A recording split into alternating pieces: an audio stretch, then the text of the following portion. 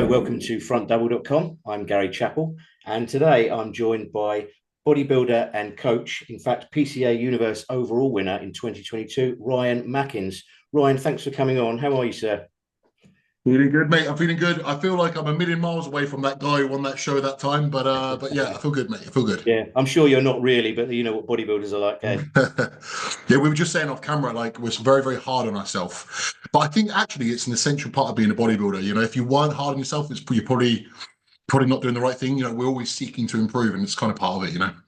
Yeah, I mean, most people that know you as a bodybuilder and coach, and you're very good on social media with the things that you try and instruct and educate. What people might not know is that in December you competed in your first arm wrestling contest with was it God? I can't remember now. Arm Gods. That's right, Arm Gods. Yeah, yeah. Now, can you tell us a bit about how arm wrestling started? Arm wrestling and bodybuilding, they are like they don't go together generally. People are so scared to break something. But you know, when you're just into something, right? I've been watching arm wrestling for probably 10 years. It's something I've always been into. And I really just like strength sports in general. Powerlifting, strongman, whatever. I like anything to do with that. And it just so happened, I always thought to myself, nah, probably not a wise move. But it just so happened that I went to an expo. When I was there, I met some guys and they had an arm wrestling table, they had a stand and everything. And I gave it a bit of a go. And they kind of got in my ear a little bit. They were like, you're a big guy, you've got long levers, which is good for arm wrestling. You've got big arms, you'd probably be quite good at it. So I was like, okay. Turns out there's a club 20 minutes from my house. They said, come on down. So I came on down and I was naturally good at it. And you know what, mate? To be naturally good at something for me is like rare because bodybuilding, I'm not naturally good. I'm so fucking tall. Sorry for the language. I'm so tall that bodybuilding wasn't easy for me. Yeah. But with arm wrestling, it was like that. And all of a sudden, I'm beating these guys who were really experienced. And I'm like, oh, okay. So fast forward a year and a half, I had my first proper match. And the guy who I beat was a professional. And he's actually won some pretty big titles. So, Right. So just describe what skills are involved here, because when you talk of arm wrestling, I think of, the bravado in a pub or something like that, right? But it's actually really different than that. You actually have to pull kind of down at an angle, don't you? with arm wrestling, people assume that it's this strength, Yeah. right? Not really. What actually happens is you want to try and keep this still. Okay. Control someone's wrist, control someone's hand with these movements here. Yeah. Keep your arm there and then use your body. That's right. Okay, so when you're here and you use your whole body, all of a sudden it's a game changer. Someone can try and do this and they'll never beat you. So Right. someone with a little bit of technique will be able to go a long way. And the other thing as well, I think this is a really important thing for people to hear. When people arm wrestle, again, they assume they're going to break their arm. The reason why you would break your arm is if you do this. If I try and push my body, but my arm stays there, and all of a sudden my arm shoots this way, this is a problem. So always try and look where your arm is. If you go that way, try and like move your arm with your body. That way it's not being pushed behind you, Mm. and you're a lot safer that way. So how long was it before you kind of went and had your interest ignited before you actually had that contest? What was the kind of time Oh yeah, that we're looking at? yeah. That's a really good point. Probably I didn't have a proper match for about a year, just over a year, and then I had one in my club. The actual club, they hosted like a little mini one, and I had my first official match. But it takes that time to build up your tendons. Imagine this: when you arm wrestle, you're basically doing a 1 rep max, Yeah. right? You're 1 rep max your arm. If you've never warmed up before, imagine going to do a 1 rep max squat. Yeah. It'd be a nightmare, right? Yeah. So you need to build up strength and you need to build up durability, and that took me about a year. All of the tendons around your arm, like by your elbow and stuff like that, that's what you need to build up, and it only comes with time. You can't bypass that time. Mm. It has to happen. There's no shortcut. You can't. Oh, I just do this and it makes it. No, it's time. There's nothing other than time. So And repetition. and in terms of that going into that first contest, how Yeah. did you feel versus say how you go into a bodybuilding show? Were there the same nerves, or were you not dreading it, but were you more nervous going into the arm wrestling than putting on a pair of trunks and stepping out half naked in front of 600 people?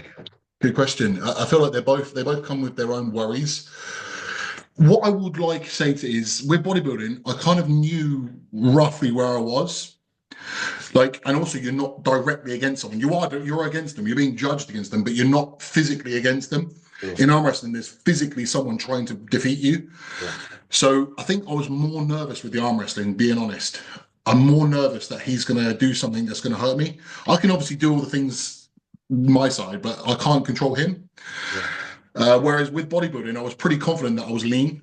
I've got eyes. I could see that I was lean, and I had fairly decent development, like even on my first show. So I'm like, okay, I wasn't so nervous. I was a bit of a show off in my younger years as well. So getting on stage and being able to do, yeah, I was like, that's fine. I was nervous, but I was more at home, if that makes sense. The arm wrestling one was definitely a bit of a worry. Right. And can you describe the contest? Can you describe him and his opponent? Were there any points during the arm wrestle itself that you felt you were going to lose it, or any problems? Can you describe it at all? No, do you know what? So my style of arm wrestling, again, I don't want to get too far into it because it's a little bit, probably a bit boring, but like basically you've got like things that you're good at, things you're not good at. Yeah. In arm wrestling, I'm something that's known as a top roller. Okay. So basically what I try and do is I try and top roll out of your hand. Yeah. I control someone's fingers and pull the hand open. Yeah. That's my style. If I can do that, I'm likely to win. Right. If someone doesn't let me do that, they'll beat me. Okay. Basically, I'm good at one avenue. I see. And luckily for me, this guy's avenue to stop me was not good enough. Okay. So I beat him fairly easily, which was yeah. Is that because you loosen their grip when you unroll their? Yeah, if you think about this, right? How strong you are like this, yeah, versus how strong you are when your arms are away from your body and when your wrist is compromised. Mm-hmm. So this position here is very weak compared to this. Yeah, yeah. So what I try and do to people is I try and pull their wrist open and I use my body weight to pull their arm away. Mm-hmm. That's what I do. I use my weight and my leverage. Okay. So I actually didn't feel like I actually knew I was going to beat him after the first match. I knew I had it in me. So yeah, it was all right. Well, that's good. I mean, have you got any more contests lined up? There was so frustrating. About 3 weeks after my first after that match, there was a tournament in the same place where I had the match, but my arm was in a little bit of pain because obviously I'm still bodybuilding training as well. So arm wrestling and bodybuilding, my arms are taking a hit. Yeah. So I opted not to do it. And the guy that won both left arm and right arm, I've already beaten. Oh. Like I knew I would have won, which is a little bit frustrating. But yeah, no, there's plenty of competitions throughout the year, and I'm going to try and get involved in a few. Where I'm not competing this year, bodybuilding. Right. Okay. It kind of lends itself quite well for that, you know. Well, that's good. Well, yeah. Before we come to bodybuilding, I want to circle back to a month before your first arm wrestling contest, back into November, because you published some stories on social media about an operation called septoplasty. Now, can you describe what that is and tell us a little bit more about it? Yeah, so it's like rhinoplasty, which is like a nose job, but it's for your septum specifically, which is the cartilage in the middle part of your nose. In a nutshell, I had a deviated septum. So basically, if you were to look at me here, my septum was this shape. Okay. So this side of my nose, my nostril here was blocked up. Yeah. And it affected my recovery during sessions. Like when I was training, after a very taxing set, I'd be out of breath and couldn't catch my breath. I would snore at night. I've snored probably for 15 years, pretty excessively. And the reason why this happened, it could partly genetic, but also I had a fight when I was 17. Somebody headbutted me. And from that point onwards, it's been a bit, So yeah, that's what happened. So septoplasty, what they wanted to do was basically straighten out the septum. And also they wanted to lift up the tip of my nose a little bit to allow for a better airflow. Because what I found I was doing like years ago, I was pulling my nose up to try and allow a bit better breath. I was trying to like enlarge my nostrils by doing this. So what they've actually done is they've put a bit of my cartilage from my ear into my nose. Wow. And they've lifted the tip of my nose and straightened out the septum. And guess what? I don't snore at all anymore. And that has completely fixed every breathing issue and snoring issue. Look, can I breathe better? Yes. Can I still breathe perfect? No, but it's better. Yeah. And snoring, not at all. Literally, the moment all of the casts and everything came off, not a single, like, my girlfriend wonders if I'm actually sleeping or not. Normally, she obviously knew, but now she doesn't even know, like, because I'm completely silent. Yeah, so. Right, okay. But you mentioned that you snored for about 15 years. So you Yeah. obviously had those breathing issues for that long. When did you finally decide enough was enough? I need to get this fixed. So yeah, there was actually a few moments. There wasn't one in particular.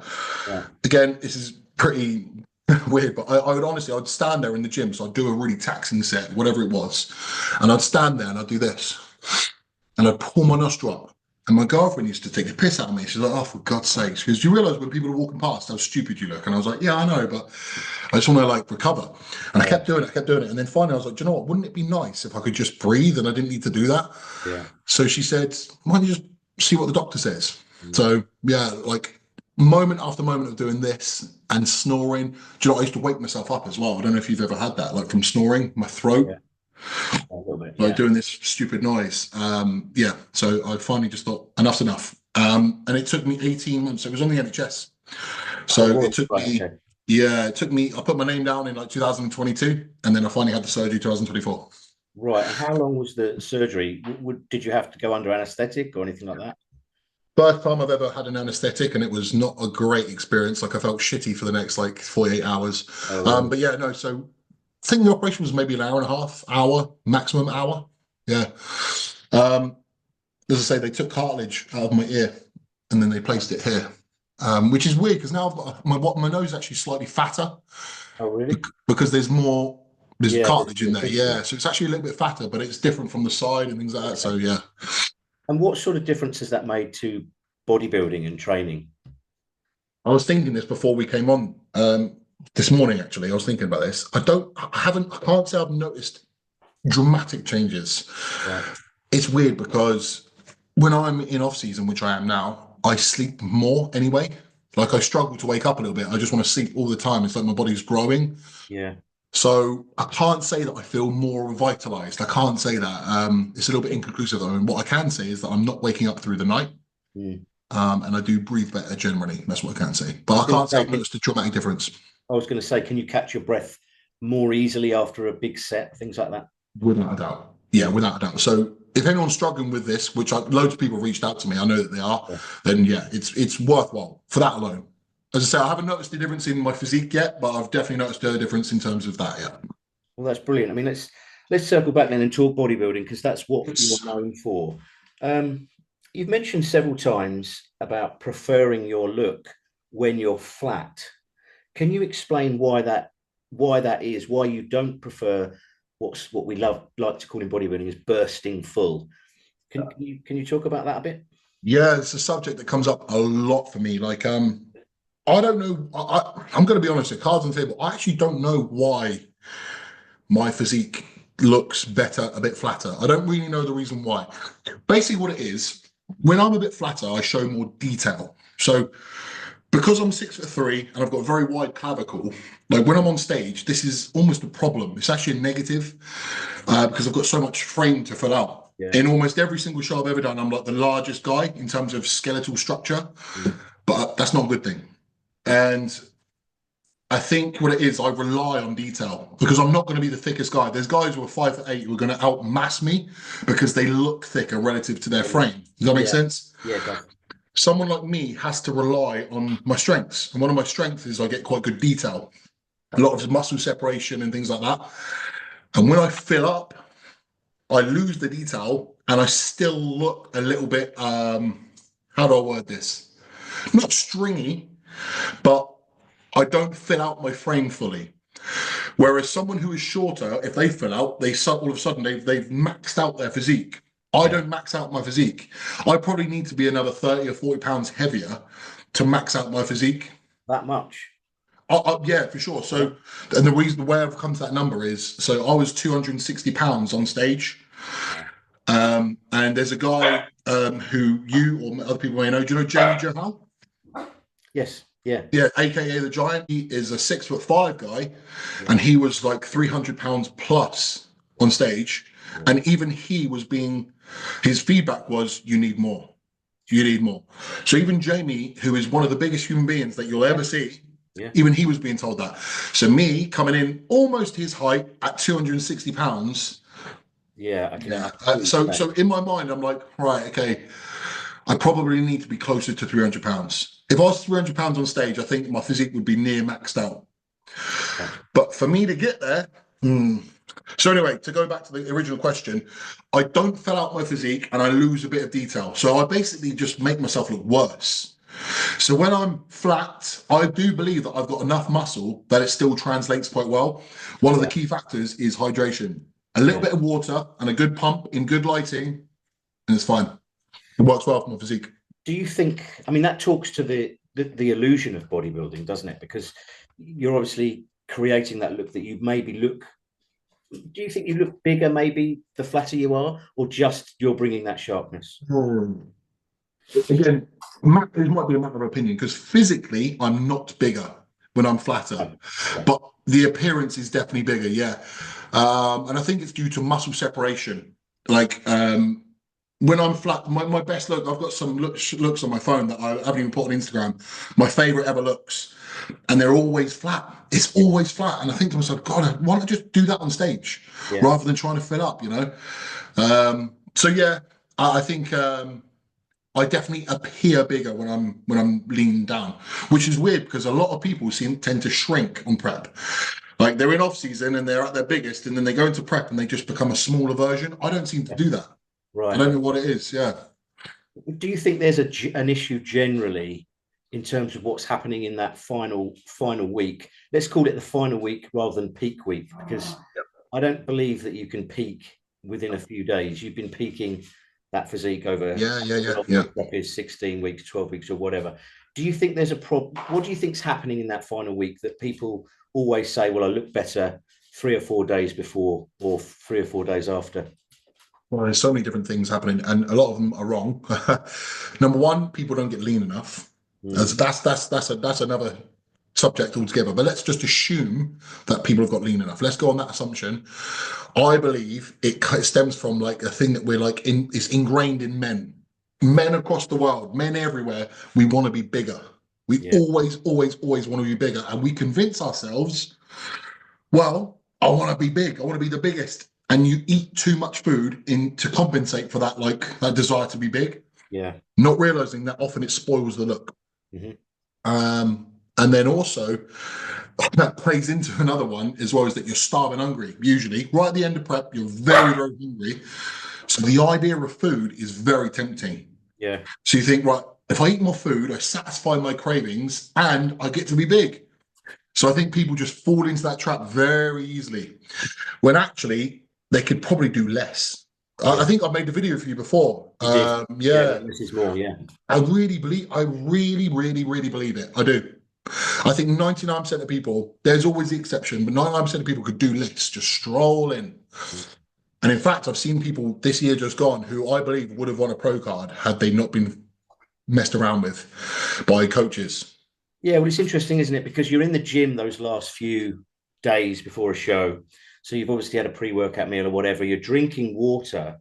You have a look at yourself in the mirror. You've got a pump from training. You think, Jesus, I look excellent. Yeah. Surely that look, just get on stage at that time and you do much better than all the fans. Do you feel the same way then? Do you feel exactly the same way? I do feel a little bit that way. And I feel like it can be overthought a lot. And the overthinking is what ruins it. Because you're in trying to get that final few percent, you end up looking a lot of percent worse. You see what I mean? You're chasing something that's really unobtainable when you've done the hard work. You're there. Just get on stage. A good point. Now, I think it's probably worthwhile me caveating what I've just said. Is it possible to peak and look better? Yes, of course it is. But it's a big risk for a big loss. And getting it right is very hard. Well, I'd rather play it safe and definitely get it right. You know what I mean? But I do understand it. I think one of the things as well is that glutes are so heavily favored in today's bodybuilding. They seem to be now. And to fill out your glutes, to make them straight properly, you do need to be a bit fuller. Because it flattens off, doesn't it? So okay, cool. But I don't know. But what's happened to bodybuilding, though? I read this somewhere on the internet. It might have been Milos Chartev that said it. It's a bodybuilding competition. It's not a glutes competition. So are we blurring the lines here? Well, to coin a phrase from what we're talking about, we're blurring the lines here between what we're looking at. Do we want glutes or do we want a a package? So to link this to myself, right? In the most recent show that I did, I was penalised for having a little. Like, my glutes were less striated than the other guys in the lineup, and it cost me a placing. It cost me my placing in general. I was the guy. My hamstring detail was better than pretty much everyone's there, but that seems to get overlooked. For some reason, we care about the glutes, but not the hamstrings. Why? I've not really had a solid answer as to why that's a thing. Yeah. And for me, yeah, it's you can't reward bad condition. You can't. But also, it's not just a glute show. You know, if someone's got a better physique, they've got a better physique. The guy who won the pro show at PCA, I don't believe his physique is particularly fantastic, but he's just so conditioned, right? And he gets rewarded for it all the time. There's photos of me and him stood next to each other. In some of them, I'm just thinking to myself, look, I've got a better frame than you. I've probably got more muscle than you, but yeah, you know. Yeah, it's a strange one, that, isn't it? We all do that when we see pictures back, and we all question it. And maybe it's worth not looking at the pictures back. I know. Do you know what? I'm not saying I should have definitely beat him. I'm not saying that. I'm just saying condition was clearly massively favoured above all else. And as Milos said, it's bodybuilding. It's not just condition. It's everything. So yeah. What are your plans for this season? I know you mentioned earlier that you weren't competing. So what drove the decision behind that, and what are your sort of plans to obviously get bigger? Yeah. So it's funny because ever since I won a pro card with PC, then I won a pro card with FitX as well. But now what that does basically, it's raised the bar for myself now, and anything other than like an overall win or a victory, everything just feels pretty crap, I'll be honest. Yeah. And the last show I didn't do, the placing was not good. So I can't have that again. It almost feels like my career went like this, and I peaked in terms of placings, and now nothing ever seems to satisfy. Yeah. And unless I take more time away to build, I'm going to get the same result all the time. So I need more time. I need to bring up things. My legs need to come up. My chest needs to come up. And until that happens, there's not really much point in me competing. Okay. So what are you doing anything differently training wise or food wise to get to that level? Yeah. Legs, I find my legs are better when I actually do them a little bit less. It's weird. I was always a volume guy. I think volume work, volume. And I think that's quite a well-known thing for lower body. Actually, when I moved to 2 leg days a week, my legs started growing less. So historically, I always did legs once a week. And actually, when I've literally got feedback on my phone from 2018, and my show feedback was good legs, bring up your upper body. Okay. Then since then, I've been doing 2 days a week. Since 2020, I've been 2 leg days a week. Now my feedback is you need more legs. Right. So since doing more legs, I actually have that feedback, which is an interesting one. So I'm reducing volume on legs, but the intensity remains. Yeah. And with chest, I was always very strong at chest, but I'm quite delt dominant. Yeah. So now it's basically I have to think a lot more. So I'm training a bit like unconventionally for chest. Everything I do is kind of like relative to me. Yeah, sure. Probably a lot of other people wouldn't find much benefit from it, but for me, I need to really think about what I'm doing. So are you moving away from presses as such? So your front don't come into it? But... the way that I press, right, is I always try and press either neutral grip or supinated. Anything here. I find anything pronated, I don't really feel on my chest. Yeah. And if it doesn't converge, it's not worth it for me. Really? I was always a bench presser. I could bench press quite a lot, but it was with no benefit. So I try and converge and I try and supinate my grip. And this way I can connect my chest. Even though some textbooks may not say this is the best way, for me, this is how I feel it. Yeah, I mean, textbooks, they can give you a base, I think, but no, there's no textbook out there that's right for every single person on the planet. You just have to, like you say, find what works for you and roll with it. I can't work out how other people can. Like, when you do this, supinate, and then you press forward, the feeling that I get is crazy. There's nothing else compares. Yeah. So that's how I do. Everything I do now is always like this, basically. What about food wise then? What are we talking calories wise that you're taking now? At the moment, I'm on 6,500 calories a day. And I'm not a very big eater, mate. I'm not like, for me, it's two of those meals are liquid. I Yeah. just blend it and drink it because I feel the food is it's a necessary evil. I'm really not a big eater. Yeah. And if I'm honest, there's one thing that makes me want to quit bodybuilding. One thing is this. It's the big eating. I really, really don't enjoy it. But needs must. So yeah, 6,500. Do you cycle those things, or is that 6,500 regardless of whether you're training or not training? Yeah, so training day it's slightly less. It goes 6,300. It's slightly less, just a reduction of carbohydrates. I'm always a big fan of high protein. And again, people say, well, maybe you should bring your protein down because of digestive issues and satiety and whatever. But to be honest with you, I don't know. I've tried all sorts of methods. I've tried lower protein, and then that means higher fat and higher carb. And Yeah. I still struggle with that as well. I just think it gets to a point where volume's a problem. What sort of protein are you talking about then per meal? Yeah, so I've varied anywhere from 350 to 400 grams a day. Yeah. As I say, I've gone lower, and then that means carbohydrates tend to go up as well, or something. It's just, yeah, it's hard either way. Yeah, I can understand that. I mean, I feel the same. I mean, I'm not a big foodie, but my metabolism is lightning quick. So if I don't get that in, I'm just gonna, I can have high days and put on nothing the next morning. Just check the next morning to see what effect it's had, not because I think I'm going to be heavier, and then there's no change in scale weight. You see, pain through 5.5, 6,000 calories. It made no difference. What calories are you on? Well, I normally don't even count that. I normally go by like if it's a high day, it's at least 1,000 grams of carbs, and there's a cheat meal at the end. And protein comes down quite low on those days to about 180, and there's zero added fat. But I can have 2 high days in a row, and on the second high day, I've actually way less than the first one. You see what I mean? It's that volume of food is like, what do you do with that? What do you do with that metabolism? Do you know what I hate when I have to have an off-plan meal? Because as you say, my carbs are around about 1,000 as well. 1,000 grams of carbs and then a cheat meal. Yeah, exactly. You get it's grim. I don't want it. It's almost like I'm gonna cheat on my diet by not having that meal. Yeah. If it was up to me, I just wouldn't have it, and I'd be like, oh, thank God. Yeah. There's not really many ways around it. So I don't know if you're the same as this. If I do that cycling, like if I go down to like 5,000 and then 6,000 and like high and low days, basically, I'll never gain weight. Yeah. I'll never gain weight. Honestly, I continually drop weight all the time. Yeah, it's a little bit like that.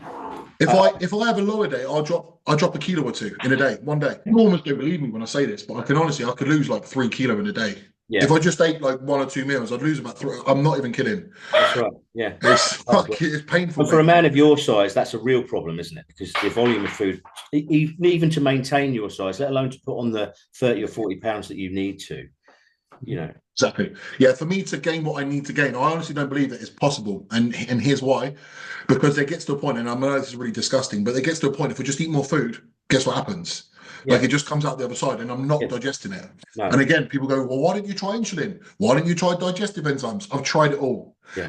People seem to think that they say something and you're going to go, oh yeah. I've tried. I try everything. Trust me. I'm like, I take this very seriously. It doesn't work. If I eat more, I go to the toilet more. I don't gain weight, and I just look shitter and I feel shitter. Yeah. So it's very It's a vicious circle, isn't it? But yeah.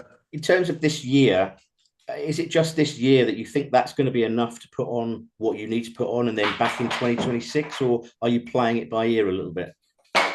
Like a lot of bullshitting bodybuilders out there. Oh, my dog again.